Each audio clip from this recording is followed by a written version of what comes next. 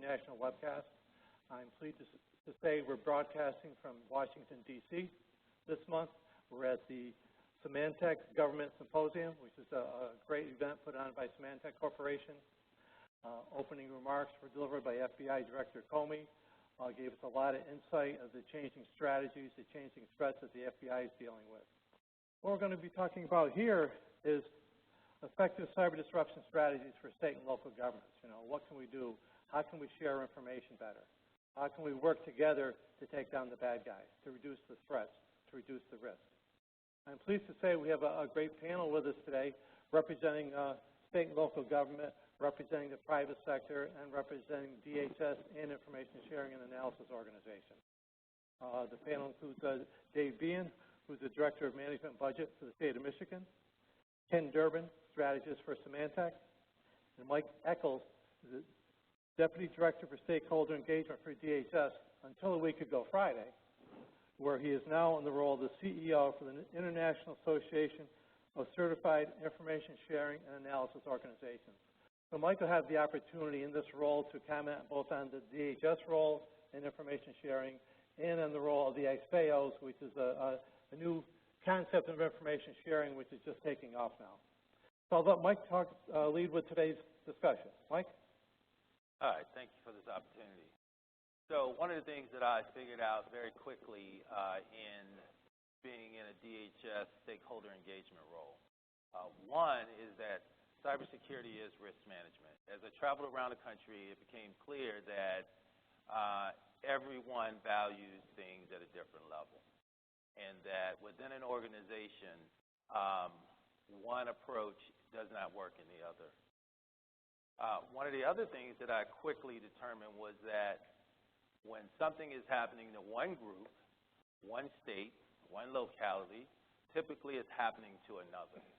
And in order to get in front of those opportunities to defeat whatever it is that's happening, you have to have communication. And so I've been a huge proponent of information sharing for a while. And that's information sharing within organizations, but it's information sharing at a national level. The bottom line is that for years, the biggest companies in the United States have been sharing information with each other, whether they're banks, whether they're utilities, and they put a lot of money into this. And the reason that they do it is because they've realized the return on investment. And so in order for us to get a higher level of cyber resilience, it's key that that pool opens up and more organizations, municipalities, states, and all sorts of entities have the opportunity to share and start sharing cyber threat information. Okay, next I would ask Ken from the Symantec. Give us a Semantics perspective from the private sector. Sure, Tom. Thanks for having me today. I really appreciate the opportunity to address the audience. I thought Director Comey's comments this morning, what struck me was the fact that the federal government has a role to play, but they can't be everywhere and do everything. So the importance of empowering state and local communities to defend themselves, protect themselves, is paramount. And Symantec is a supporter of that belief, and as you know, Tom, we support the multi-state ISAC. We're in partnership with them, helping to spread information and help to protect state and local entities. Symantec also does information sharing in other capacities. We're a member of the Cyber Threat Alliance, where even though we are competitors, we share information like with Intel, Palo Alto, Fortinet, but it's all with the understanding that there is a common good. We have to work together to protect our society, our way of life, and then let us compete on what our products do, but to not let that impede the information sharing process. Thank you. And Dave, one thing I did notice is in your title, Director of Technology Management and Budget, there's probably no funding issues for technology in Michigan, correct? We're lucky in Michigan, let me put it that way. I would say that, you know, in my role, it's really important. It's all about partnerships. And how do state governments work with local governments, work with critical infrastructure? But it's also how do you work with your private partners? I'm a true believer of a public-private hybrid model. How do we work with great organizations like NASCO and MSISAC? How do we work with great organizations like yours, Mike? And how do we get the message out about ISOs? Those are the things that are most critical to us when we talk about information sharing. You know, we have great federal partners, we have great law enforcement partners, great private sector partners. How do we bring that all together to tackle this big problem? You heard the director of FBI talk about it today, and someone says it's a team sport. It absolutely is. And so I think in today's conversation, we're going to be talking about that as kind of the crux of it, and that's why I was excited to be part of this great panel here. Yeah. Many states are developing public-private cybersecurity strategies, and the role there is to protect the critical cyber infrastructure in the state. But certainly, what is the role in the state in protecting the cyber infrastructure of the private sector? So I'll start there. You know, Michigan has put out our cyber disruption strategy, and we're in actually version 2.0 now. But a few years ago, that was the key point of it, was to bring together our cyber ecosystem, which includes law enforcement, public sector, private sector, education, critical infrastructure, National Guard, you name it. And the idea was, how are we going to work together in a cyber incident? And you know, the thing that I brag about I like to brag about with our cyber disruption strategy is it's not the state of Michigan government cyber disruption strategy. It's the state of Michigan, the whole state of Michigan that put this thing together, and that's why I'm so excited that that's how we put it together. Because again, the state of Michigan has its role, right? But our private partners, our critical infrastructure partners, everybody, law enforcement, you name it, they all have their part too. And how are we going to come together and work?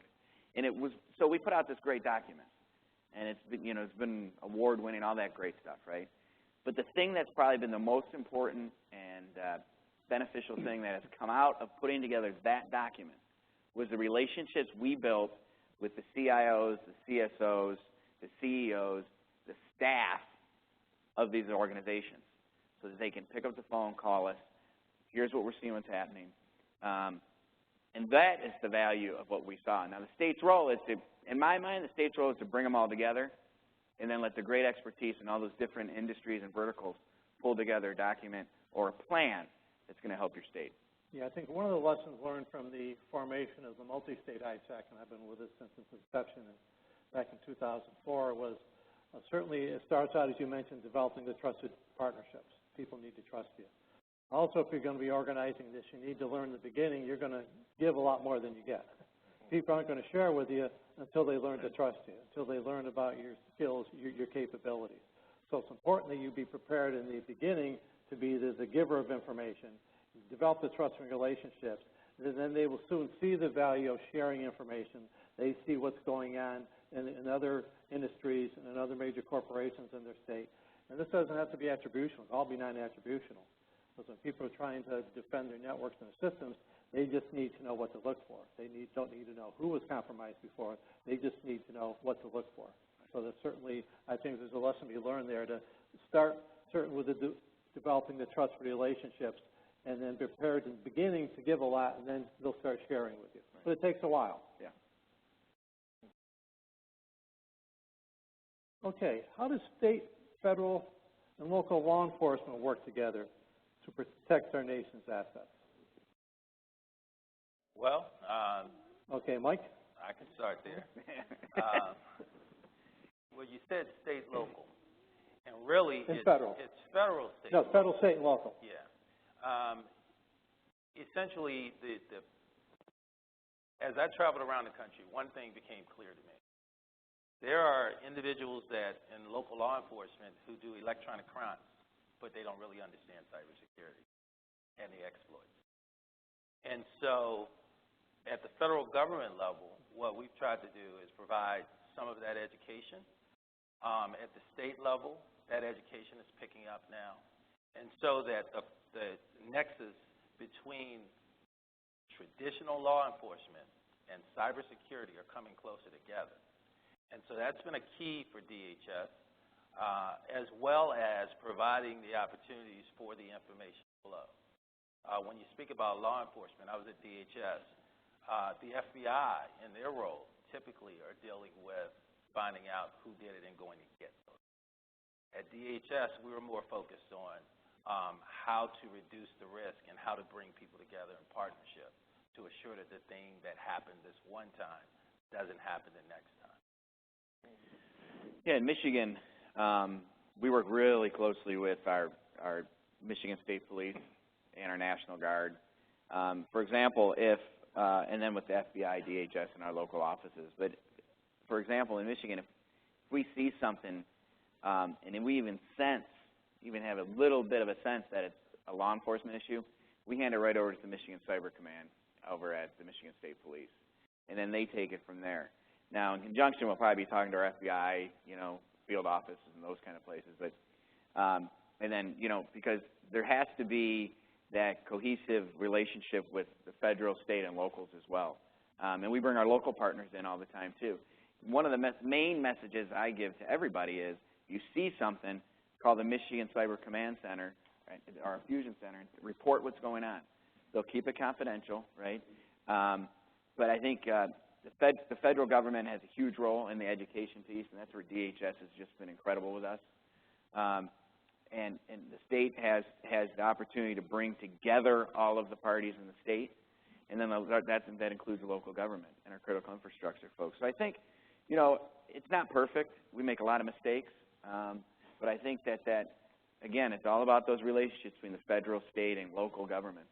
And I think if you can harness those, you're definitely on the right path.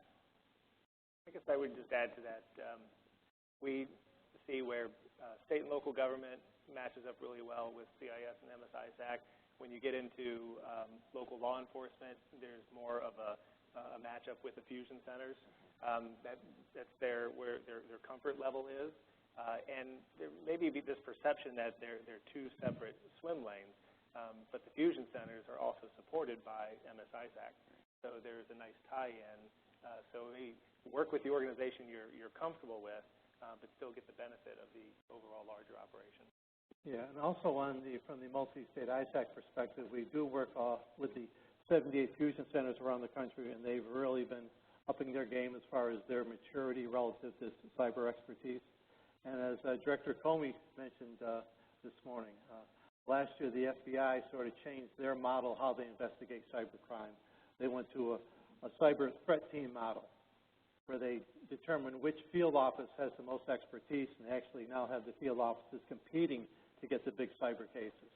So the one with the most expertise gets it. So that has worked out real well for them. So instead of field offices around the country getting a handful of cases for a particular cyber threat, now all those events, those crimes will go to one office so they can aggregate them all. From there, they can look at the infrastructure that's supporting the cyber crime. And then the FBI is the nexus to working with the international law enforcement, because a lot of the crime is certainly coming out of Eastern Europe. So working with Europol and Interpol are huge pieces that need to be in place if we're to successfully go after the criminals behind us. And as evidenced by the takedown this springtime of the infrastructure for the Angular exploit kit, which was accounting for up to 30 to 40% of the malware on the internet, that was taken down with the arrest of 50 individuals in Russia. And that certainly wasn't done without a tremendous amount of international law enforcement cooperation, and I think our colleagues, hopefully in the FBI, had a hand in that. So there's a lot of international cooperation that's going on now, and that's a good thing to say, because it starts at the local level, but the international, the feds need to get involved. One of the challenges we all face, also mentioned by Director Comey this morning, was workforce. It's certainly a challenge for state and local government to compete for workforce. When you're competing for a workforce where there's zero unemployment, the salaries continue to increase based on basic supply and demand. How can state and local governments be expected to compete in this environment, and how can they be expected to retain their good employees? I'm sorry. So we're doing a couple different things. One is, I think, and the director of the FBI said today he's trying to steal the talent. Well, we are too. Unfortunately, we quite don't get there when we're going up against, the big boys. But I'll say this. I like to say that I can convince 7 out of 10 folks coming out of college, young folks, or people who are looking at kind of their end point of their careers, I can convince 7 out of 10 to come and work in public service for a couple years. Just because I can talk to them about the nobility of public service and the passion that the people in public service have for their work. I think too many times the message is anti-public service. I think it's, governments, they're not as smart, they're behind the times, they're not well funded. I totally disagree with that. We're not going to match the private sector salaries. It's not going to happen. But I can give them a good quality of life. I can't talk to them anymore about the pensions and things like that because that's probably not going to be there, right? But I can say to them, and this is what I tell people, come and work at the state of Michigan for 2 or 3 years. And then, we'll build your resume, especially for the people coming right out of college. Because the excitement is to go somewhere and work on one big project with the big companies. My thought is come to work at the state of Michigan in public service for a couple years. Get this great experience. I can expose you to all different technologies, different projects, and those kind of things. And then when you leave, because you're going to go to your next chapter in your career, and then you're an ambassador for the state of Michigan. And that, to me, is huge. It's like the alumni associations and universities, how they give back. I'm trying to create that in Michigan with what we do because I think that alumni association and that alumni concept and the ambassador for the state is huge. Now, the other thing we're doing, which is a little bit kind of different, is we have something called the Michigan Cyber Civilian Corps, which is, if you can think of the volunteer fireman idea, we have set up, the goal is to have 60 of these individuals by October of this year. This has been going on for a couple of years, which we ask these folks to come in and volunteer their time to be part of the Michigan Cyber Civilian Corps. And what we do is we have them in 5-member teams, and we have them situated throughout the state. And then we're going to have 2 teams that are going to be kind of the flyover teams that whenever something happens, they can go. Currently, they can only be brought up, and we take on their kind of liability, the state does, when there's a cybersecurity declared emergency by our governor. We're trying to change that now so that they can help the small and medium-sized companies in their own communities. And how do we take that on? That's some work we're doing right now, but that's one way that we can augment the talent that we have in state government. And finally, my last point is, we can't do this on our own. We need our private partners. The private partners have to come in and be part of our team. I have the luxury of having 3,500 team members in Department of Technology Management Budget. I can tell you 700 of those team members are from the private sector. We need them because the talent they bring, the cutting-edge thinking that they bring, and the ability for me to merge them with my own team. So we really think that the public-private partnership is critical. A kind of volunteerism, the cyber civilian corps concept, which we think is the future for battling cybersecurity. And lastly, it's the fact that I think the generation coming out of college and the folks who are at their twilight of their career, we need to start talking to them more about the nobility of public service. And I think if we put those 3 things together, we can be very successful. Great. Ken, can you talk us a little bit about what Symantec's recruitment strategy is? Sure, because the current model is not sustainable. We can't keep stealing from each other and upping salaries and inflating. Does not work for states at all. Yeah, it doesn't work for us either. So it's in our own self-interest to increase the supply. And if we increase the supply, then a lot of these problems solve themselves. The issue is it's going to take years and years and years. But we are committed to that. So we do have programs. I apologize, I can't tell you the names of them off the top of my head, but where we do work with underprivileged veterans in training them and teaching them about cyber careers. So that's doing the right thing, but it's also increasing the talent pool. And if we have enough organizations in the private sector doing that, I think that's going to help in the long run. I really like your attitude about it's okay if they leave because they're an ambassador for the state of Michigan. That's a very good way to look at it. And I think that other people, we need to adopt that a little bit more broadly. But it starts very young. It starts, you know, my son right now is in a high school where when he graduates, he could have A+ CCNA and Microsoft OS certification. I'm telling you he will. But the other people that are in that track are just taking the classes for the classes. And you notice none of that was cybersecurity core. So, you know, we have work to do there, but I think just supply and demand. If we can increase that supply, it's going to answer a lot of these problems for us. And Mike, could you talk a little bit about the federal strategy for recruitment? Sure. We have, or formerly, we had one of the major programs is Scholarship for Service. A lot of people are not aware of that program, but if you get into the program, one of the hundreds of universities that participate, the junior and senior year are paid. They also have a program for graduate students. Those students actually get paid internships, stipends, and most of the organizations that they work in while they're doing their internships look to hire them. It's run out of OPM. But just to diverge from that a little bit, one of the things that I really believe in is using the veterans, as you said.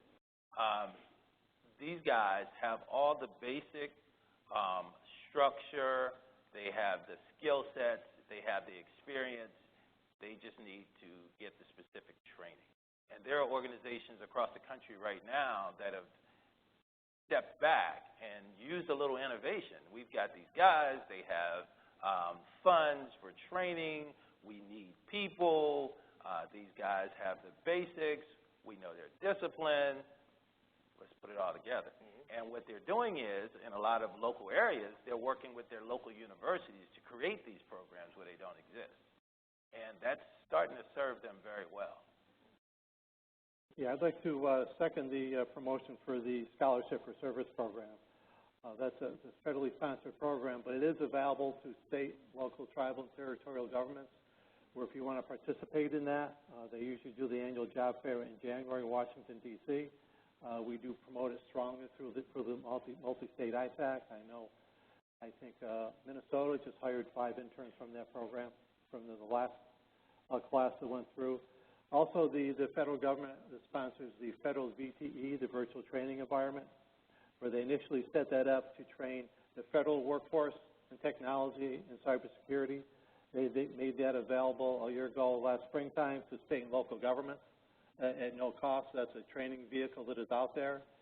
That vehicle, you mentioned veterans, is also available at no cost to veterans to participate in the federal VTE program. And SANS also has a program where veterans that have an aptitude in technology and security can get some free SANS training. These are the real intensive semester-type training programs that are available. So I think certainly the veterans is a great program that we certainly need to promote as one of the answers. And I'd also suggest to folks, always look at interns. You know, as Dave said, you want to get the people in. Once you get them in, you'll be surprised how interesting and fascinating that they see the work is, how big the technology is in government, and the great things it's done for it, and then they get tied into the mission. So I think certainly internships is another vehicle to take a look at. Yeah, and if you think about it, I love your son's going to come out qualified and have him look at state government, will you? Yeah. But I would say this, you know, one of the things, if you think about it, I have 3 beautiful kids. Isabel's just turned 15, Josh is 13, and Olivia's 10. And they all have to take math and science every year. It is a requirement. They have to take math and science. They do not have to take technology. So I think we should start, and I know there's districts around the country, a lot of the great work of DHS and of others. We need to start thinking about P20 curriculum for technology. And let's mix in cyber there too, right? Because the kids they have their hands on these devices very early on, right? And they're using them all the time for their personal life, yet we're not requiring them to use it in their educational life. And so I think together, you know, we're trying to do a pilot in Michigan through a P20 curriculum, and I know there's great things happening down in Louisiana and places like that where they're doing that now. But I think it needs to be a dialogue if we start talking about supply and demand. Let them come out prepared, and then we can, because if you're educated, we can train you, right? And that's what I think we need to get to. We should probably also mention real quick at the college level, I was talking to a professor. He teaches computer science classes, and the majority of those courses don't require cybersecurity training either.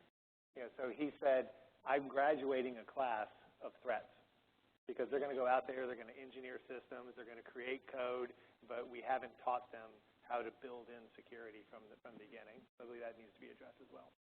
Which kind of lends us to the idea of a culture of cybersecurity. And that's why it's football season. I believe in building through the draft. And so within your environment, you have people that understand what matters to you, because cybersecurity is risk management. We can't afford financially to go out and to fix every problem that exists. So we have to pick those things which matter to us. And those individuals within your environment, there are probably some individuals there that can be trained up.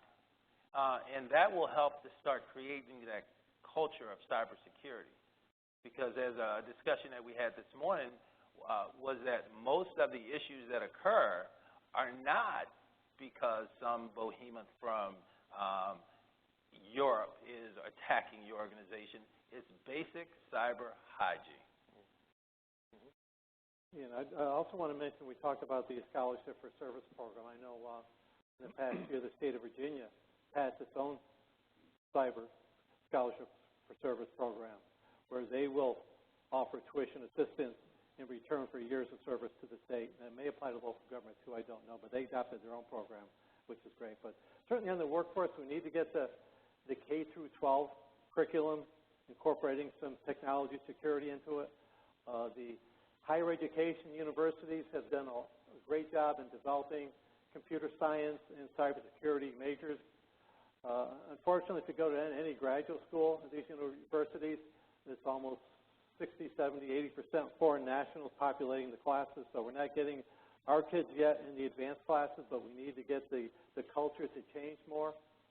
We're really good at turning out teachers and lawyers, but now we really need to turn out some more cybersecurity professionals. And the job opportunities for these kids will be they can go and work wherever they want. Often they can, sit at home, work in their pajamas if they want, because a lot of these are remote opportunities too. So certainly we need to take a look at the education. What can we do to get kids interested in a career so when they're going to college, they think about a career in information technology and cybersecurity. Recently, this year, we've seen a big uptick in ransomware. It's a big upward curve. And actually, the MS-ISAC is part of information sharing, is working with the Financial Services ISAC, the Health ISAC, the FBI, and Secret Service on a nationwide tour of ransomware, trying to go around and educate folks on the threats of ransomware, what it's doing, what you can do to protect yourself. Ken, can you tell us a little bit about the threat from ransomware, the new types of variants, and how it's evolving? Sure. And how we can protect ourselves. Yes. So we're supportive of that roadshow, and we've done 2 of them so far, and they've gone really well, and they've helped me see a few things. We can talk about the advanced techniques that ransomware is moving to, but I think we'd be remiss if we didn't talk about the old tried and true ways. There's basic blocking and tackling, the hygiene that you mentioned earlier, to protect against ransomware. Education is a big part of it. We had comments like, I don't have anything of value. Why would somebody attack me or try to get ransomware onto my computer at home? The fact is 57% of all ransomware victims are people like ourselves sitting at home. And why is that? Because it's an easy target. It's phishing campaigns. I had an SD that used to say, you get a link that says, click here to see Justin Bieber get punched in the face. Who's not going to click on that? Sorry to you Justin Bieber fans. It's the easier target. But we are seeing a move towards targeted attacks at the business level. And the interesting part is that they are starting to use advanced techniques. So techniques that normally somebody would use to do espionage and steal data, we're seeing that now, like the Symposim ransomware family. They will exploit a vulnerability in a server and get into the system, and then they'll use common tools to navigate their way around the network. Using common tools, they're not going to be noticed as much. and then they take their time to really understand, to compromise credentials and to expand and figure out what your backup strategy is. And at the end of the day, it's a much richer target because they'll be able to lock down and encrypt a lot more devices. So you're going to be more apt to pay, and it's going to be a bigger payout. So we do have that coming, but we can't ignore the easier phishing attack version of ransomware. So to protect yourself, patch, patch, patch. When Microsoft tells you that there's a patch you need to install, do it. It's the #1 vector that gets the ransomware into your system. And then backing up. You have to have a solid backup strategy. And pretty much we're back to the days we have to have offline backup. So again, because the ransomware, the advanced stuff, will also encrypt your backups. So being able to back up and every now and then unplug that one so you've got a safe copy. And then awareness. Teach your kids. Teach yourselves about not clicking on links that you're not familiar with. So there are some basic blocking and tackling we can do to protect us all against ransomware. Dave, have you seen any ransomware in Michigan? Yeah, we do. We see it every once in a while. Don't want to say anything right here that would expose us to anything, but jinx us. No, but we're seeing it, and we're concerned about it. We have great partnerships with Symantec and some other companies that help us do that, help us protect ourselves. But so yes, we're seeing it. I agree with you 100% on the basic cyber hygiene, right? And I don't like the term anymore, but it is what it is. And we've been doing it for years. We require every employee every other month to take about 20-minute online sticky, we call it sticky online training. And it's going very well. But I will tell you, we did our own phishing exercise in my agency. The results were not great. So we have to somehow think about, as you think about ransomware and all these other things that are coming down the pike now at us, we have to somehow think a little bit differently about awareness and education. And that's why I think the P20 curriculum and those kind of things. But even when, we have 50,000 state employees, it only takes, one of them to expose us, right? So how do we get better at education and awareness? Because I think that is really critical. Because we're patching, we're backing, we're doing that stuff. I'm more worried about the individual and the person doing the maybe unintentionally too. Probably very much unintentionally clicking that link. There's a frontline defense. That's exactly right. Yeah. And it's a challenge. Frontline issue. Frontline issue, yeah. Good, right. Yeah. Because the exploit where there's a USB drive dropped in a parking lot of a secure area still works.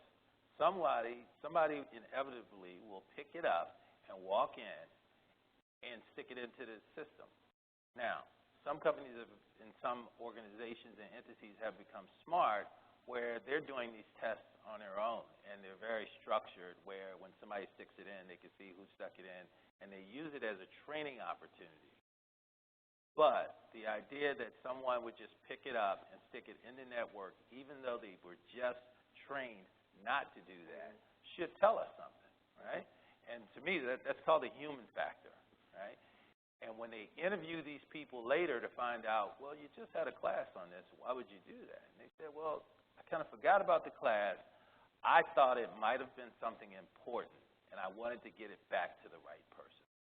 So a lot of times we do bad things for the right reasons. Right.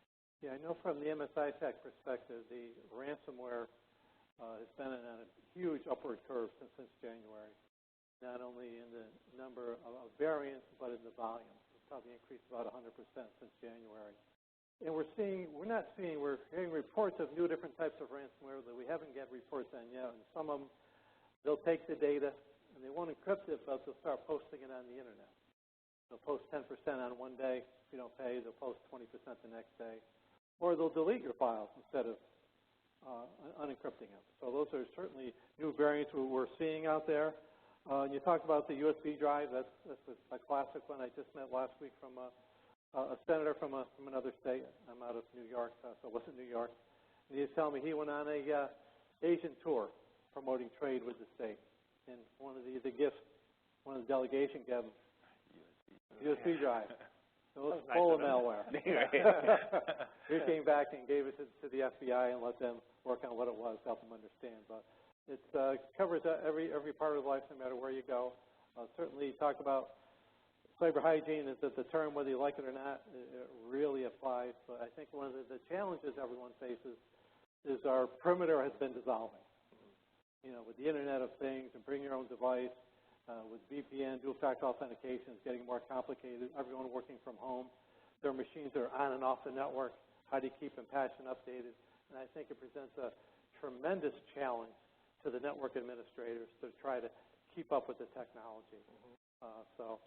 What do folks think about the complexity of it, and where are we going with the technology in the future, and how do we keep up with it? I can start. Notwithstanding the workforce shortage. Sure. We were previously working separately, and we're chasing and doing the old whack-a-mole. That has to change. We need better technology that can actually see these things happening faster than a human can see these things happening.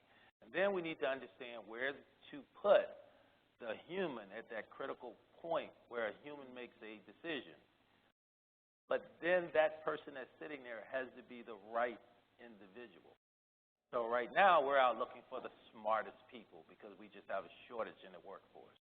At some point, when we get it organized where the machines are doing machine work and things are automated, we're going to have humans that are sitting in a particular seat with a certain skill set. They may not be your all-around individual, but they may be that person that you can depend on to make the right decisions. Yeah, and I'm actually, I agree with Mike on that. I'm actually really encouraged by where our industry is going. You know, if you think about, you know, you have the Internet of Things coming, people call it Internet of Everything, whatever, right? I am actually really excited about that future because of what it can bring to our quality of life. And I actually am very encouraged by the fact that there's organizations like that, like yours, Mike, and this one, and Symantec, you know, and conferences that are focused on these things. Because I think we all talk about the talent shortage, and we talk about the lack of the P20 curriculum. But the fact of the matter is we're getting better every day. And we're growing talent every day. And so the world is just, the next 5 to 10 years is just going to be such an exciting time for us. And I actually do think we will be prepared. So the things you're saying with the machine learning, the AI, and having the right individual right there to help, I see all that happening, and so I'm really encouraged by it. You know, we're going to see new threats every year, right? Ransomware now, what's it next year? Ken probably knows, he won't tell us. But, you know, that stuff's all going to happen. But I think, you know, I'm excited and confident that we'll step up to the challenge. Awesome. What I'd like to do now is open it up to questions. We're going to have two sorts of questions here. Questions in the audience. If you walk up to the microphones are tied into the Polycom, which is used for our webcast. And in the back, Lisa's taking questions from the web audience around the country, so she'll be getting those on her laptop there. So I'd like to first open up to the audience for questions for our esteemed panel here. Hello, Todd Newcomb with Government Technology Magazine. This is a question for David. Earlier this year, State of California Audit Board heavily criticized the state's CIO's office for not really carrying through on terms of making sure that the separate individual state agencies were doing a good job in terms of following cybersecurity policy. I'm wondering if you could talk a little bit about how the state of Michigan, how you are making sure that the individual state agencies are doing what they're supposed to be doing, that they're not just ticking the boxes, but are actually doing what's necessary so that there are not some problems down the road. Thanks, Todd. Good to see you. So California is a very large, as we all know, very large state, and it's very decentralized, or structurally, from an organization perspective. So Carlos, who is a good friend of mine, who was the CIO there, his job is really to bring together all of the state CIOs and the different agencies and commissions and whatnot. That's a difficult task, but it takes a real strong skill set, and I think Carlos did a really good job there in California. In Michigan, we're a little different. We've been centralized for about 16 years now, so and all that heavy lift was done by Terry Takai and Ken Tice before me. I just got the great luxury of taking it and running with it, right? So I'm the only CIO in the state. And all IT purchases, all IT infrastructure, all IT projects, anything related to IT, that includes security, right, because it's embedded in IT now, has to go through our office. And so it makes it really easy. We have one chief security officer, right, and we have a security team that work. Now, each agency will have liaisons that we work with to ensure that the things are happening. So when we push something out from a cybersecurity perspective in Michigan, it goes through all 50,000 state employees and all 22 agencies. And I have to also say this. I'm very blessed in Michigan to have a governor who understands IT. Governor Rick Snyder used to run Gateway Computers, was a venture capitalist who started many successful IT companies. And he started our cybersecurity strategy in like February of 2011. He was elected in November of 2010. So we've had this executive sponsorship since the very beginning. And we've had the structure. And again, a lot of people did a lot of heavy lifting before I ever got there to put this structure in place. And then we have a great cabinet, and we have great partners in our agencies. That allows for us to not having to herd the cats, but to actually have a cybersecurity strategy and policy and framework and to move forward. Is it perfect? Absolutely not. And there's other states. Mike and I had an earlier dialogue today about states are different. All states are not created equal. But states like Missouri and Montana and New Jersey and Virginia, you know, they're doing some great stuff. They may not have the same structure as us. Think about Utah and Virginia. They are centralized. But the other ones, Colorado, they're doing great things because they have good people, great CIOs, great CISOs that are trying to do the job. It's not easy, but in Michigan, we're blessed by having that centralized structure. And I think a lot of other states like Ohio and others are trying to get there, but their job is difficult. And so what happens when you have that structure like California had, you really need to be great at you have to be a great leader, manager, and coach, and you have to bring those parties together. But I think the states are doing a good job, and we do need to get better, though. Yeah, I think there's a lot to be said for what Dave said. The states that saw the wisdom of centralization early on in technology are the ones that have the more maturity cyber risk management framework. The ones that let the agencies develop their own systems and became more of a fiefdom and a power struggle when you tried to centralize it. It became more difficult to centralize, but there's a lot to be said for that. Lisa, do you have a question from the audience, a remote audience? I do. So this question, to solve the workforce issue, do any of you also use the concept of outsourcing security, such as security as a service? So I think that in some cases you have to outsource because you need the expertise. One of the dangers of doing that is you are not, at that point, developing your own workforce who become your biggest threat. So unless you are outsourcing the network and you got someone looking at what people are doing from the inside, you're painting yourself into a corner. At some point, you still have to develop a workforce. You still have to have a situation where an IT guy shows up to a situation. He doesn't change it out. Well, when he shows up, he'll try to change the system out to make it work. A cybersecurity guy shows up, and he's going to look at the logs to understand what happened. And so you still have to develop your IT guys, and you still have to develop the culture to be able to respond to the situations within your environment, even if you are exporting the service or if you're using a managed service. Yeah, and I would say that in Michigan I have a great cybersecurity team, but an internal state team, but I also have our great private partners. We really believe in the hybrid approach. Yeah, I think it's important for state and locals to understand what their core competencies are and certainly focus on them, but there are areas where you don't have the expertise, you can't keep the expertise, you're going to have to look at the outsourcing opportunities. Or I would also say that fits in with how we typically see our customers utilizing our managed security service, where we're not outsourcing, we're not taking that completely over, but we have 24/7, 365 capabilities, so we can handle the nighttime, the weekends, the holidays, but we also can help an organization that is developing their capability. We can look over their shoulder and supplement that until they develop the capability internal.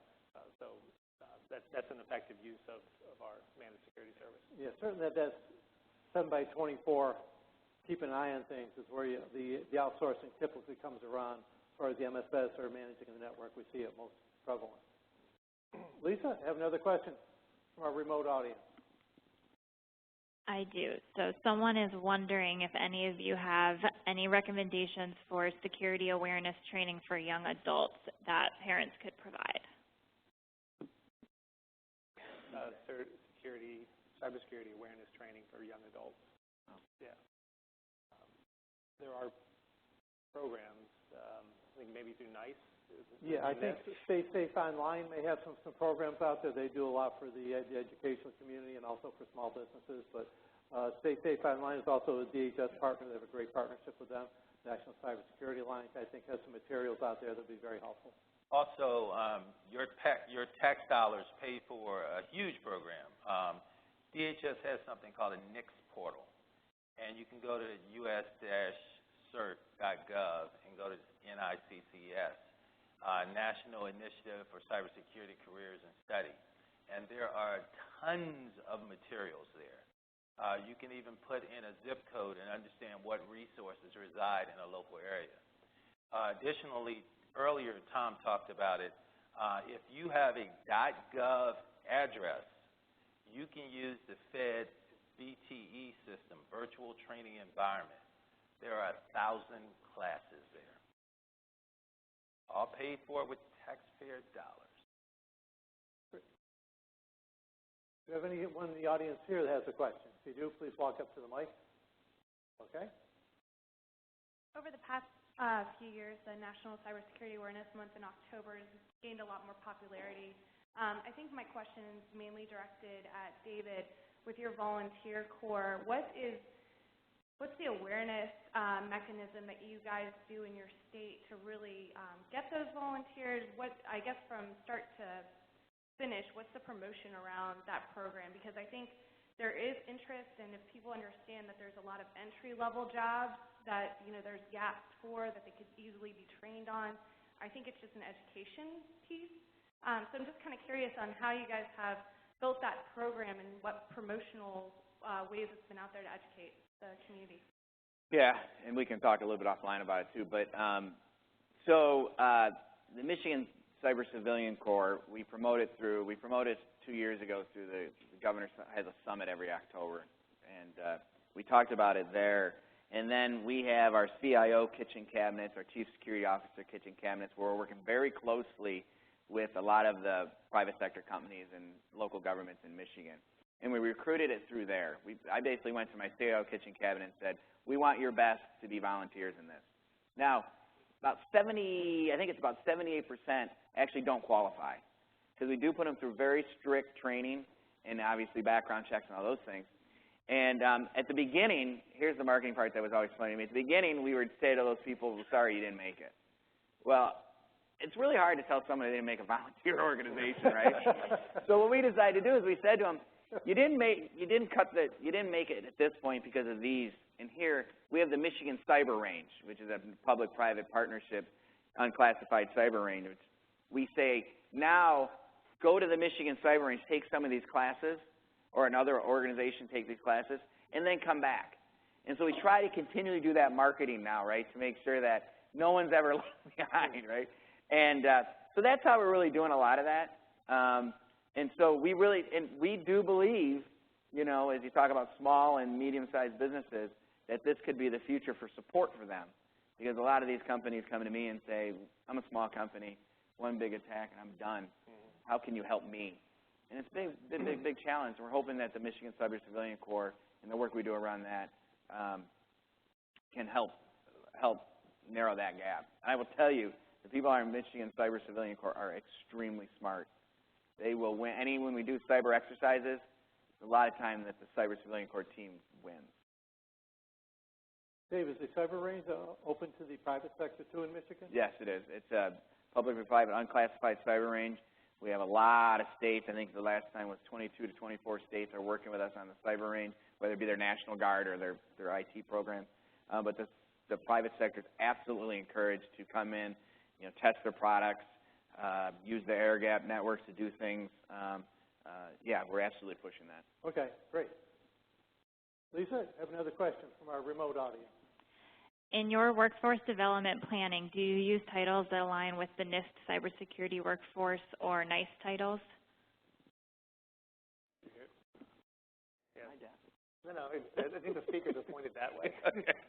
Yes, I think the question was if we utilize, so NIST, separate from the cybersecurity framework, also came up with a workforce development framework. Yes. I wanted to know if you use that in your hiring practices.